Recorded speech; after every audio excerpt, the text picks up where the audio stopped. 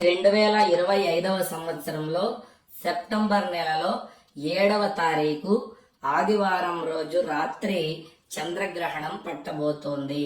అంటే భాద్రపద పౌర్ణమి నాడు 7వ తారీఖు ఆదివారం రోజు రాత్రి 9:58 గ్రహణం పడుతుంది. మధ్యరాత్రి 1:26 ఈ గ్రహణం పూర్తవుతుంది. అంటే గ్రహణం మొత్తం 3:28 పాటు ఉంటుంది. ఇది రాహుగ్రస్త చంద్రగ్రహణం, మహాశక్తివంతమైనటువంటి గ్రహణం. గ్రహణం సమయంలో మనము కొన్ని తప్పులను అస్సలు చేయకూడదు అని మన ఋషులు ఏనాడో పంచాంగంలో వివరించి ఉన్నారు. గ్రహణం సమయంలో ఆహారం భుజించకూడదు, అంటే భోజనం తినకూడదు. గ్రహణం రాత్రి 9:58 పడుతుంది కదా, గ్రహణం పట్టడానికి 6 గంటల మునుపే మనం భోజనం తినేసేయాలి. అంటే 9:58 గ్రహణం పడుతుంది కలుగుతుంది. ఇది పరమ సత్యం. గ్రహణ సమయంలో గర్భవతులు, అదేవిధంగా చిన్నపిల్లలు ఇంట్లో నుండి బయటికి రావడము, గ్రహణాన్ని చూడడము చేయకూడదు. అదేవిధంగా గ్రహణ సమయంలో మీ ఇంట్లో ఈ బియ్యము, పప్పు, కూరగాయలు, పాలు, పెరుగు, నెయ్యి ఇవంతా ఉంటుంది కదా, వాటిలో కాస్త దర్భను వేసినట్లయితే చాలా మంచిది. గ్రహణం పట్టినప్పుడు ఇంట్లో ఉన్నటువంటి ఆహార పదార్థాల్లో అంతా కూడా దర్భను వేయాలి. ఏ రాశి వాళ్ళు ఏ జపం చేయాలి, ఏ రాశి వాళ్ళు ఏ నియమాలు పాటించాలనేది ఒకసారి చూడండి. ఏ రాశి వాళ్ళు ఏ జపం చేయాలి అనేది ఇప్పుడు మనం తెలుసుకుందాం. మేషరాశి వాళ్ళేమో పరమేశ్వరుణ్ణి, వాళ్ళు చేయవలసిన నామం ఏంటంటే నమశివాయ.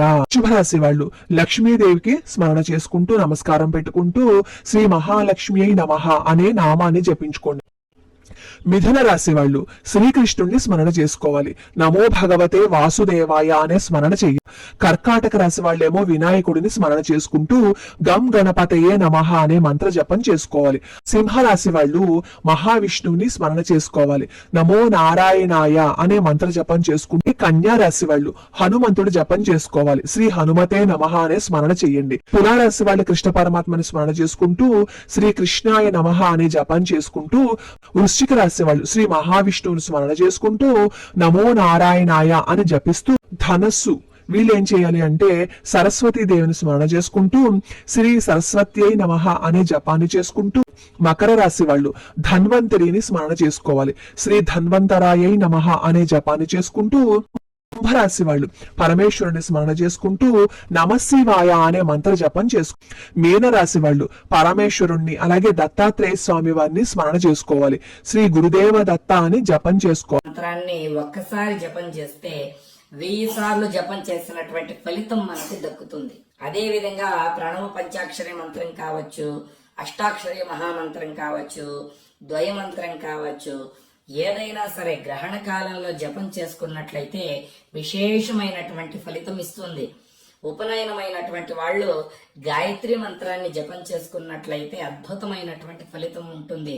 అదేవిధంగా స్తోత్రాలు, లలితా సహస్రనామ స్తోత్రము, విష్ణు సహస్రనామ స్తోత్రము, కనకధారా స్తోత్రం కావచ్చు, మనం గ్రహణ సమయంలో ఒక్కసారి పారాయణ చేసినట్లయితే సిద్ధి కలుగుతుంది.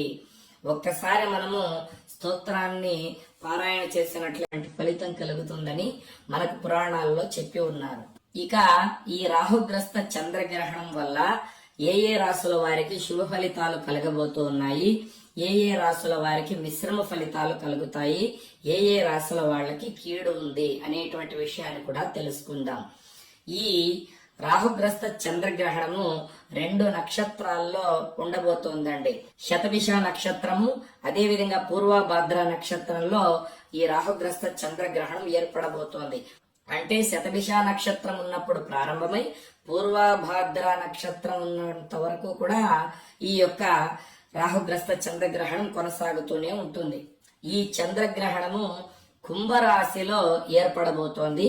కాబట్టి కుంభరాశి వాళ్ళు, శతభిష నక్షత్రం వాళ్ళు, పూర్వభద్ర నక్షత్రం వాళ్ళు అస్సలు ఈ యొక్క గ్రహణాన్ని చూడకూడదు. వారు ఇంట్లో నుండి బయటికే రాకూడదు అని చెప్పి మనకు పంచాంగంలో చెప్పి ఉన్నారు. ముందు వెనుక నక్షత్రాల వాళ్ళు కూడా ఈ యొక్క చంద్రగ్రహణాన్ని చూడకూడదు అని మనకు పెద్దలు చెప్పి ఉన్నారు. ధనిష్ట నక్షత్రం వాళ్ళు, ఉత్తరాభాద్ర నక్షత్రం వాళ్ళు కూడా ఈ యొక్క రాహుగ్రస్త చంద్రగ్రహణాన్ని చూడకూడదు, ఇంట్లో నుండి బయటికి రాకూడదు. దీన్ని గుర్తు పెట్టుకోండి. ఈ చంద్రగ్రహణం వల్ల అఖండ రాజయోగం పట్టబోతున్నటువంటి 4 రాశులు ఉన్నాయి.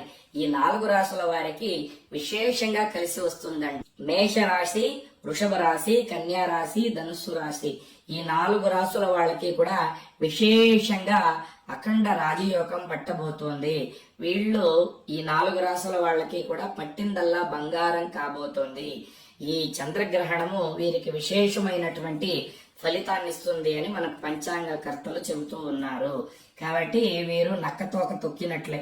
ఈ 4 రాశుల వాళ్ళు ఎన్నో సంవత్సరాలుగా పడుతున్నటువంటి కష్టాలన్నీ కూడా తొలగిపోయేటువంటి సమయం ఆసన్నం కాబోతోంది. ఏ ప్రయత్నం చేసినా కూడా వీళ్లకు సఫలీకృతం కాబోతోంది. కాబట్టి ఈ 4 రాశుల వాళ్ళకి అద్భుతంగా ఉండబోతోంది. ఆ తర్వాత మకర రాశి వారికి, మిథున రాశి వారికి, తులా రాశి వారికి మిశ్రమ ఫలితాలు ఉండబోతూ ఉన్నాయి. అంటే విశేషంగా ఏమీ అనుకూలించదు, అంతగా నష్టము ఉండదు. కాబట్టి మిశ్రమ ఫలితాలు ఉంటాయి ఈ 3 రాశుల్లో జన్మించినటువంటి వారికి. ఆ తర్వాత కుంభరాశి వారికి, మీన రాశి వారికి, సింహరాశి వారికి అస్సలు బాగలేదండి. వీళ్ళు కాస్త జాగ్రత్తగా ఉండాలి. ఈ గ్రహణం తర్వాత కొన్ని ఇబ్బందులు ఎదుర్కోవాల్సి ఉంటుంది. ఇక వెంటనే కంగారు పడిపోయి భయపడిపోవాల్సినటువంటి అవసరం లేదు. గ్రహణం పట్టే సమయానికి ఈ 3 రాశుల వాళ్ళు అంటే కుంభరాశి వాళ్ళు, మీనరాశి వాళ్ళు, సింహరాశి వాళ్ళు పట్టు స్నానం చేయండి. గ్రహణం పూర్తయ్యేంత వరకు కూడా నమశివాయ అనేటువంటి పంచాక్షరి మంత్రాన్ని జపం చేసుకోండి. చక్కగా మీకు వచ్చినటువంటి స్తోత్రాలు చదువుకోండి. గ్రహణం పూర్తయిన తర్వాత దగ్గరలో నది ఉంటే నదీ స్నానం చేయండి. లేదా ఇంట్లోనే చక్కగా నీళ్లలోకి కాస్త గోమూత్రాన్ని వేసుకొని, తులసి చెట్టు కింద ఉన్నటువంటి కాస్త మట్టిని వేసుకొని చక్కగా తలస్నానం చేసి, చక్కగా ఇంట్లో భగవంతుడి ఫోటోలు, విగ్రహాలంతా కూడా శుభ్రం చేసుకుని తర్వాత దీపారాధన చేసి పూజ చేయండి. ఇక ఉదయాన్నే శివాలయానికి వెళ్లి శివాలయంలో అభిషేకం చేయించుకోండి. చక్కగా మీ గోత్రనామాలతో పూజ జరిపించుకొని చక్కగా బ్రాహ్మణుడికి స్వయం పాకం ఇవ్వండి. ఈ వీడియో నచ్చినట్లయితే లైక్ చేయండి, షేర్ చేయండి, సబ్స్క్రైబ్ చేసుకోండి. Thank you.